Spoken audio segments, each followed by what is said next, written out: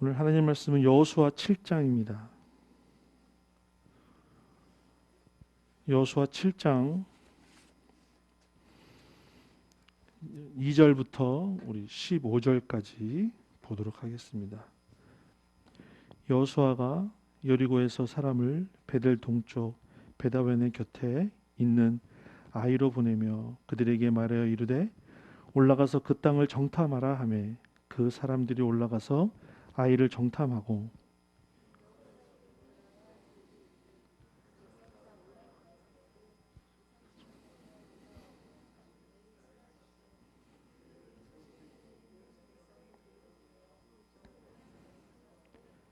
백성 중 3천 명쯤 그리로 올라갔다가 아이 사람 앞에서 도망하니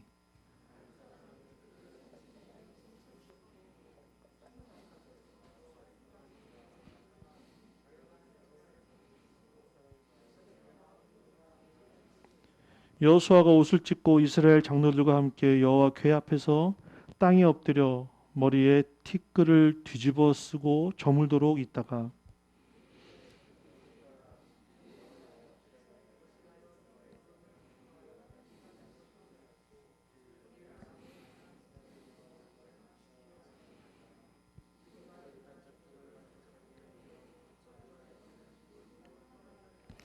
주여 이스라엘이 그의 원수들 앞에서 돌아섰으니 내가 무슨 말을 하오리이까.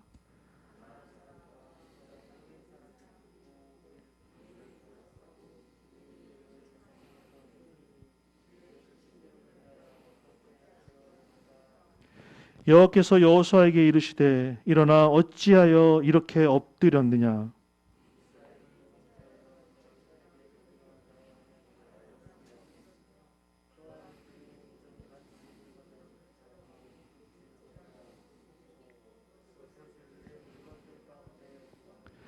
그러므로 이스라엘 자손들이 그들의 원수 앞에 능히 맞서지 못하고 그 앞에서 돌아섰나니 이는 그들도 온전히 바친 것이 됨이라. 그 온전히 바친 물건을 너희 중에서 멸하지 아니하면 내가 다시는 너희와 함께 있지 아니하리라.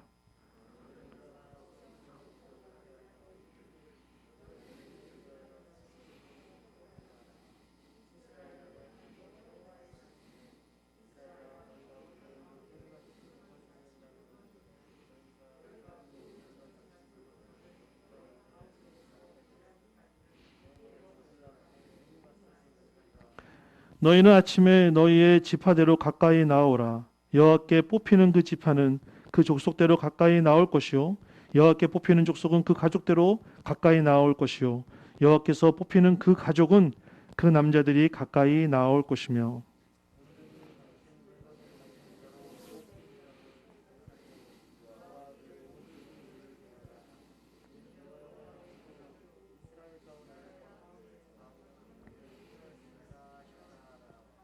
아멘. 또 보겠습니다. 우리 10장입니다. 10장 12절부터 우리 15절. 여호와께서 아모리 사람을 이스라엘 자손에게 넘겨주시던 날에 여호수아가 여호와께 아뢰어 이스라엘의 목전에서 이르되 태양아 너는 기브온 위에 머무르라 달아 너도 아얄론 골짜기에서 그리할지어다 하매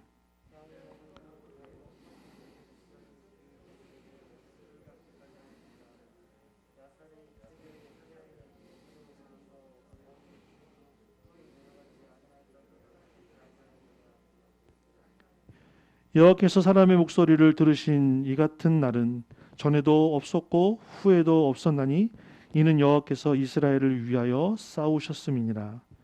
여호수아가 온 이스라엘과 더불어 길갈 진영으로 돌아왔더라. 아멘. 할렐루야.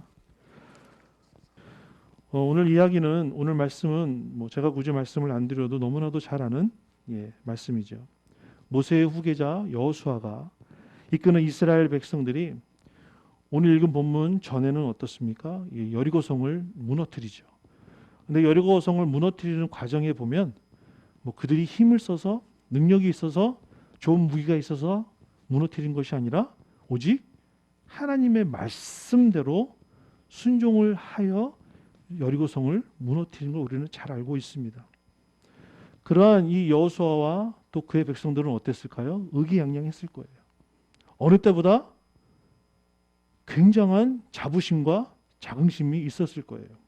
더 나아가 하나님이 이러한 능력을 가지신 분이구나 라고 다 느꼈을 거예요.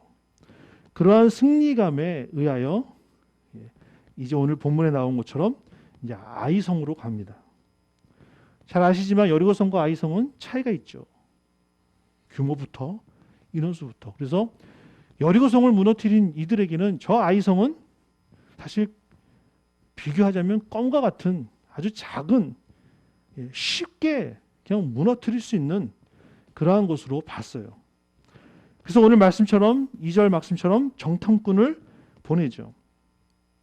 3,000명쯤 군사로 올라갔다가 어떻게 됩니까? 아이성 사람들에게 패하여 36명이 죽고 모든 군사들은 다 쫓겨났다라고 이야기합니다. 이스라엘은 뜻하지 않게 이 작은 아이성을 정복하는데 실패를 해요. 생각지도 않는 이 아이성의 패배에 그 이스라엘 백성들의 그 자긍심과 승리감이 어떻게 해요? 송구리째 다 무너지게 됩니다. 이러한 패전의 책임자였던 여호수아는 어땠을까요? 아마 참담한 심령으로 오늘 본문에 보면 하나님 앞에 어떻게 했다? 엎드렸다라고 이야기를 합니다. 보통 군대의 장군이 전쟁에 패하면 왜 패했는지, 또 어떠한 것이 부족했는지, 또 어떠한 것이 문제였는지 이렇게 장교들이나 또 여러 사람들과 이야기하죠. 그래서 부족했던 것을 더 채우고 또 잘못 짰던 작전들을 다시 점검해서 나가는 것을 볼 수 있어요. 그러나 여호수아는 어떻게 했습니까? 오늘 6절 말씀에 보면 여호와의 궤 앞에서 땅에 엎드려 머리에 티끌을 뒤집어 쓰고 저물도록 있었다라고 말씀합니다. 즉 하나님 앞에 어떻게 해요? 참회하며 회개하며 기도했다라는 거예요. 이 6절 말씀 앞에서 보면 여호수아는 옷을 찢었다라고 이야기합니다. 옷을 찢었다라는 것은 무엇을 의미합니까? 슬픔에 빠졌다라는 것을 볼 수가 있어요. 그리고 땅에 엎드렸다라는 것은 어떤 의미입니까? 중보기도하는 자세로 여호수아가 엎드렸다라는 거예요. 그리고 머리에 티끌을 무릎 썼다는 것은 죄인으로서 겸손한 마음으로 자신이 가장 비천한 땅의 먼지가 되겠다라는 그러한 의미가 있는 것입니다.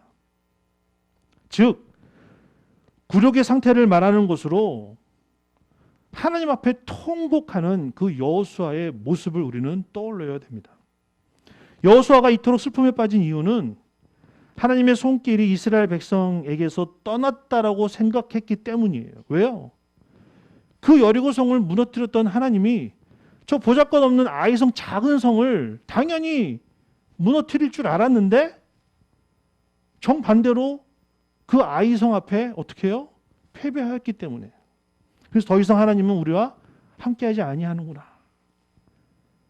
그러나 그러한 여호수아에게 하나님께서 말씀하신 여호수아 1장 5절 6절 말씀에 보면 내 평생에 너를 능히 대적할 자가 없으리니 내가 모세와 함께 있었던 것 같이 너와 함께 있을 것입니다. 내가 너를 떠나지 아니하며 버리지 아니하리니 강하고 담대하라. 너는 내가 그들의 조상에게 맹세하여 그들에게 주리라 한 땅을 이 백성에게 차지하게 하리라 라는 그 약속의 말씀을 여호수아는 어떻게 했을까요? 끝까지 붙들었다라는 거예요. 이스라엘 백성들이 아이성 사람들과 싸움에서 참담하게 패전했기에 여호수아는 고민에 빠졌지만 어떻게 해요? 하나님 앞에 즉각 엎드리는 그 여호수아의 모습을 우리는 본받아야 된다는 거죠. 근데 오랫동안 하나님 앞에 통곡하며 기도했어요. 여호수아는 너무나도 기가 막혀서 하나님 앞에서 무슨 말을 드려야 할지 생각이 나지 않아서 심각하게 슬퍼하면서 땅에 엎드렸던 그 여호수아의 모습은 오늘 읽은 본문 7장 7절부터 9절 말씀에 나와요. 슬프도소이다. 주 여호와여 어찌하여 이 백성을 인도하여 요단을 건너게 하시고 우리를 아모리 사람의 손에 넘겨 멸망시키려 하셨나이까? 우리가 요단 저쪽을 만족하게 여겨 거주하였다면 좋을 뻔하였나이다. 주여, 이스라엘이 그의 원수들 앞에서 돌아섰으니 내가 무슨 말을 하오리까? 우리가 요단 저쪽을 만족하게 여겨 거주하였다면 종이 뻔하였나이다. 주여, 이스라엘이 그 원수들 앞에서 돌아섰으니 내가 무슨 말을 하오리까?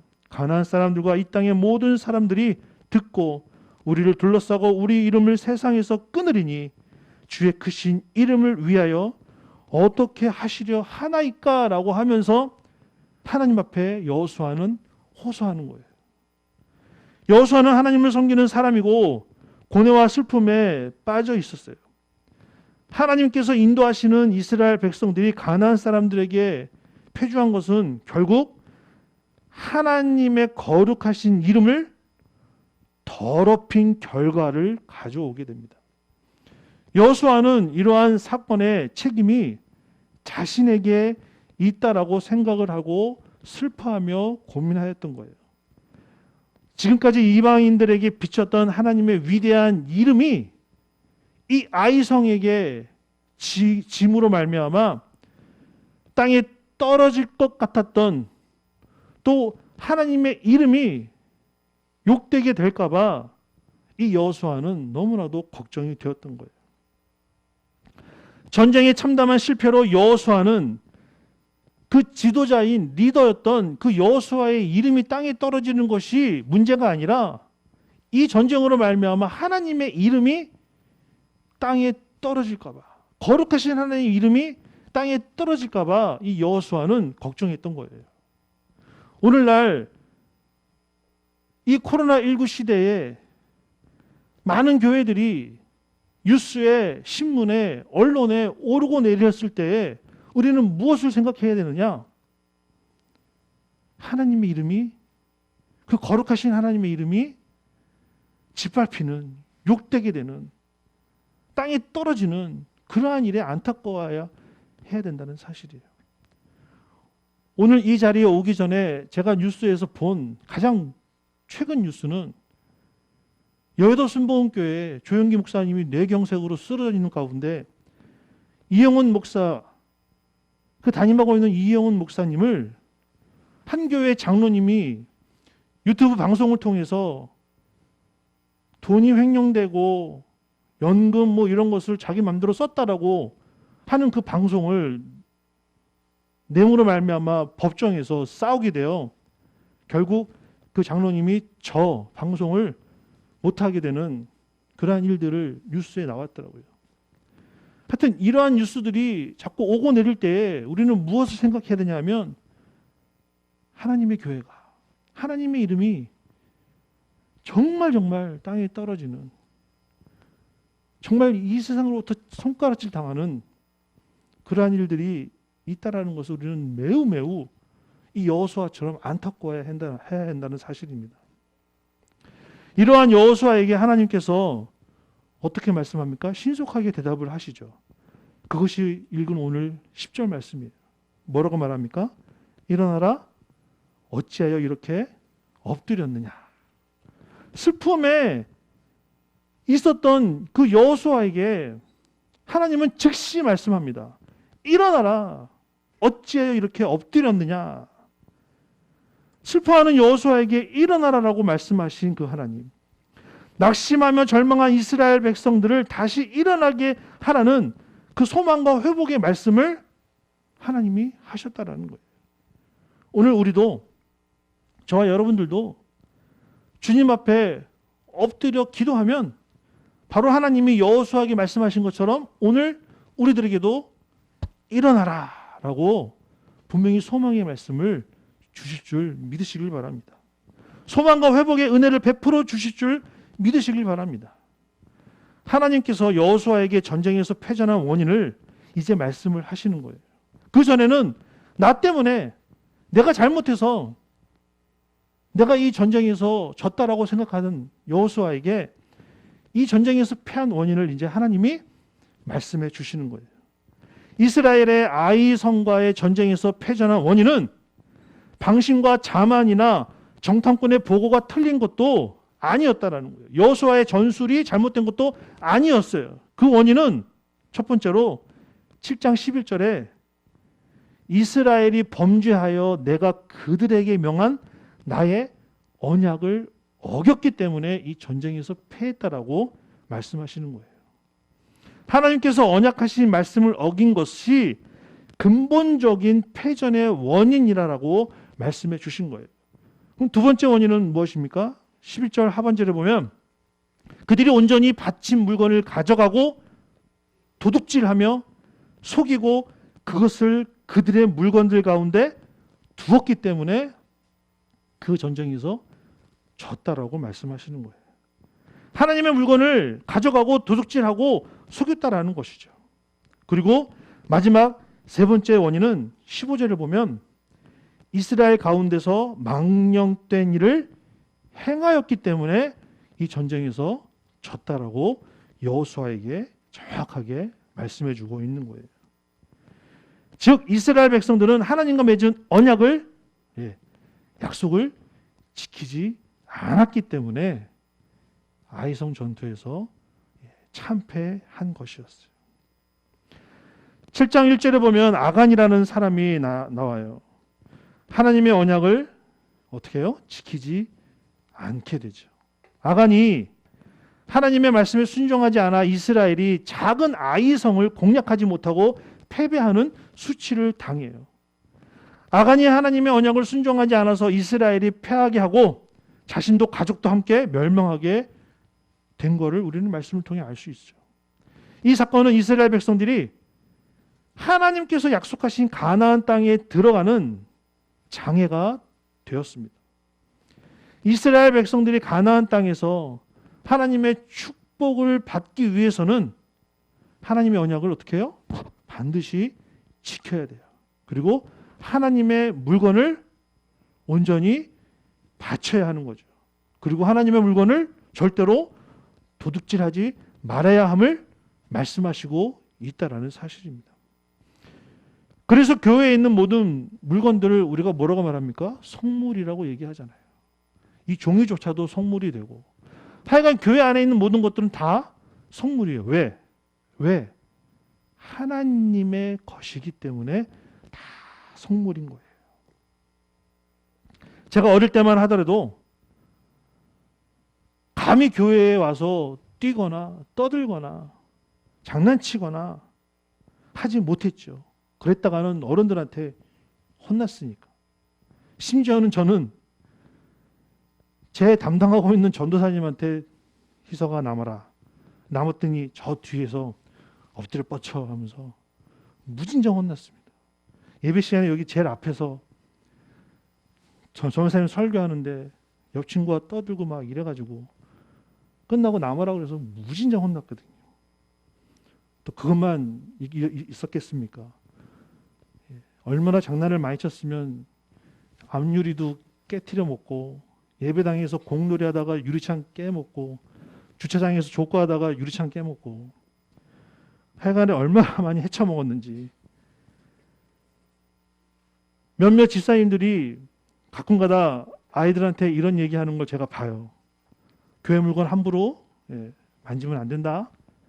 또 이 강대상에 함부로 올라가면 안 된다. 왜요? 하나님의 물건이고 소중한 곳이기 때문에 우리 아이들한테 그렇게 이야기하는 거잖아요. 반드시 우리 아이들에게 가르쳐야 됩니다. 물론 아이들이 교회 와서 기쁘게 찬양하고 예배드리고 만들고 그리고 하는 건 너무 좋아요. 당연히 그렇게 교회에서는 해야 돼요. 근데 그 다음에 그 아이들한테 확실히 가르쳐 줘야 될 것은 아이들이 그렇게 하고 난 자리는 원래대로 해놓고 가야 하는 것을 분명하게 가르쳐야 한다는 거예요. 왜요? 오늘 말씀에 의하여 보면 이 모든 물건들은, 이 모든 공간은 다 하나님의 것이기 때문에 가장 좋은 곳으로 가장 깨끗하게 해야 할 우리의 의무가, 책임이 있는 거예요. 그게 하나님의 언약의 말씀이다라는 사실입니다. 다시 본문으로 돌아와 오늘 읽은 본문 말씀 뒤에 8장에서는 하나님께 슬픔을 호소하며 대답을 들은 여호수아가 힘을 얻어 아이성을 점령하고 파죽지세로 가나안 땅을 정복해 나가는 걸 볼 수 있어요.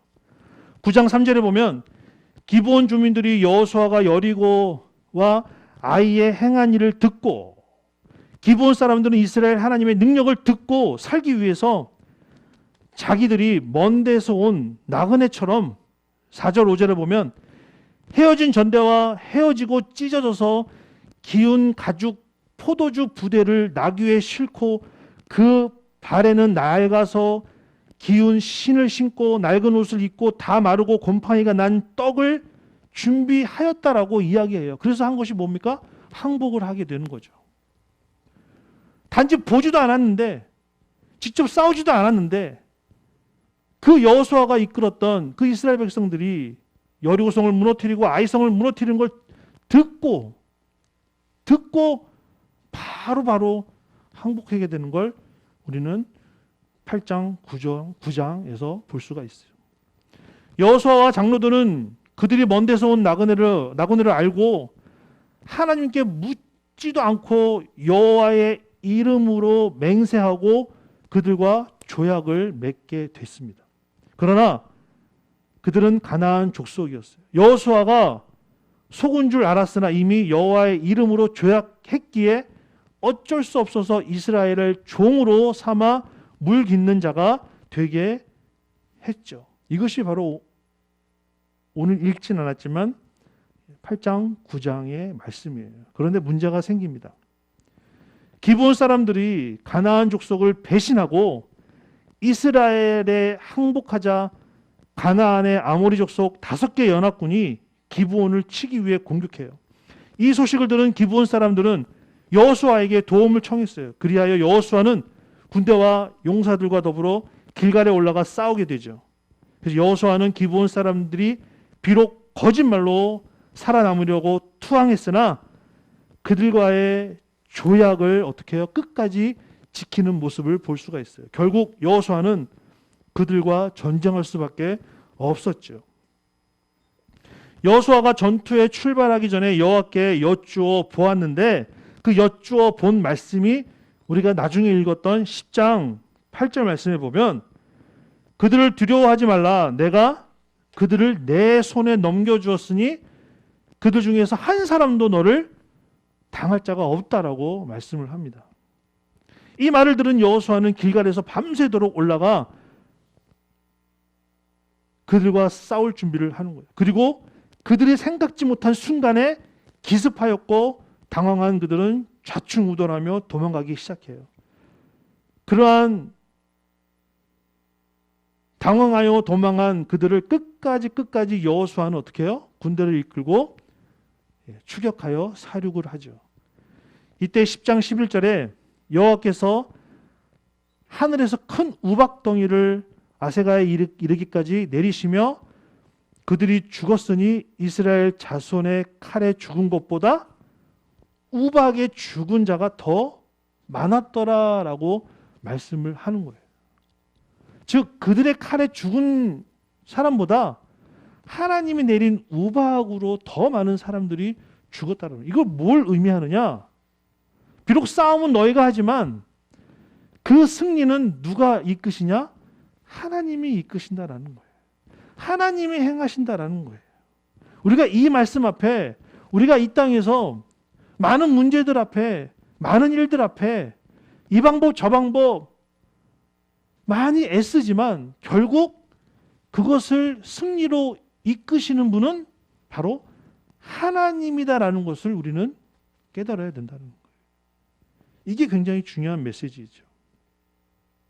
하나님께서 하늘에서 큰 덩이의 우박을 아모리 연합군에게 내리시며 그들을 무수히 죽인 것처럼 저와 여러분들 가운데 어려운 일이 있고 풍랑이 일어나 우리를 넘어뜨리려고 하는 그 악한 무리들을 누가 하느냐? 하나님이 다 멸하게 하신다라는 거예요. 승리하게 하신다라는 거예요. 10장 11절 말씀처럼 여호와께서 이스라엘을 위하여 싸우셨습니다. 하나님께서 직접 여호수아와 함께 싸우신 증거이죠. 저와 여러분들도 이 말씀처럼 오늘 기도할 때 여호와께서 너희를 위하여, 내가 너희를 위하여 싸우겠다라고 듣는 저와 여러분 되시기를 바랍니다. 밤새도록 달려온 군사들이 온종일 싸워 이기는 전쟁이지만 어땠을까요? 체력적으로 많이 힘들었을 거예요.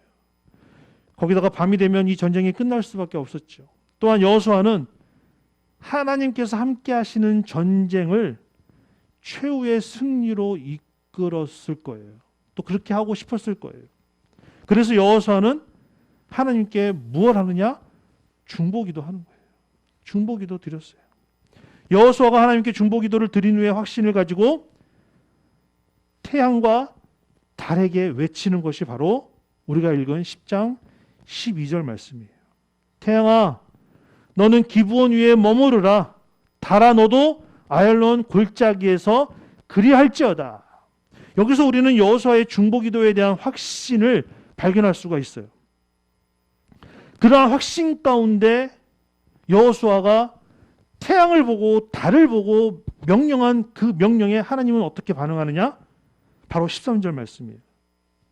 태양이 머물고 달이 멈추기를 백성이 그 대적에게 원수를 갚도록 하였다라고 하나님이 즉각 그 여호수아의 기도에 응답하는 장면이 나와요. 여호수아의 중보기도는 태양이 멈추고 달이 지지 않는, 곧 우주의 운행이 정지되어 지구가 자전하지 않는 역사에 없었던 그 기적이 일어난 거였어요. 성경은 이러한 기적을 어떻게 증명해요? 그것이 13절입니다. 야살의 책에 태양이 중천에서 머물러서 거기 종일토록 속히 내려가지 아니하였다라고 기록되지 아니하였느냐라고 입증하는 말씀이 바로 13절 말씀이에요. 하나님께서 여호수아의 중보기도에 응답하신 사건은 전에도 없었고 후에도 없었다라고 말씀하죠. 이제 말씀을 정리하겠습니다. 하나님께서 여호수아의 중보기도에 응답하셨어요. 아이성을 치다가 참패하고 슬픔에 겨워 참회하는 여호수아의 호소를 들어주셨고 또 더 나아가 전쟁에 승리하게 하셨고 더 나아가 태양과 달을 멈추기까지 여호수아를 도왔던 그 하나님, 그 힘은 어디에 있었느냐? 바로 중보기도에 있었다라는 거예요. 중보기도에. 여호수아의 중보기도의 특징은 세 가지가 있습니다. 첫째로 겸손하게 중보기도를 드렸어요. 두 번째로 참회하는 중보의 기도를 드렸어요. 마지막 세 번째는 하나님의 영광을 위해 중보기도를 드렸다라는 사실입니다. 우리도 중보기도할 때 어떻게 기도해야 됩니까? 겸손하게 기도해야 돼요. 참회하는 심정으로 기도해야 합니다. 나의 영광과 나의 이익과 나의 유익을 위해서 기도하는 것이 아니라 오직 하나님의 영광을 위해서 하나님의 이름이 거룩되게 하기 위하여 우리는 중보기도를 해야 한다라는 거예요. 우리가 지금 저쪽에 보면 중보기도실이 있고 중보기도 제목이 있고 또 저 옆에 보면 나름대로 체크하는 그 칸이 있습니다. 안에서 체크 안 하는 분은 모르겠지만 한 다음에도 체크 안 하는 분이 있을 수 있어요. 그러나 우리가 반드시 해야 될 게 뭐냐? 중보기도를 해야 된다는 사실이에요. 중보기도는 나만을 위해서 기도하는 것이 아니라 오늘 이 말씀에 입각하여 하나님의 언약의 말씀을 지키는 무리들, 이스라엘 백성들, 즉 여러분이 중보기도할 때 우리 행불 같은 교회에 소속되어 있는 모든 성도들이 어떻게 해요? 전쟁에 승리할 수 있다는 거예요. 내가 안 해도 누가 하겠지. 아니요. 내가 기도해야 되는 거예요. 내가 중보기도를 해야 되는 거예요. 어떻게 해요? 겸손하게 참회하며 또 하나님의 영광을 위하여 하나님의 이름이 거룩되게 하기 위하여 우리는 중보기도를 해야 한다는 사실입니다. 그럴 때 하나님의 언약의 말씀대로 승리하게 되는 저와 여러분이 될 수 있다라는 거예요. 또 우리 교회가 될 수 있다라는 거예요. 오늘 금요 기도회 시간에 여호수아의 중보기도를 본받아서 응답받도록 기도드리는 우리 모두가 되시기를 주님의 이름으로 간절히 부탁드리겠습니다. 기도하겠습니다.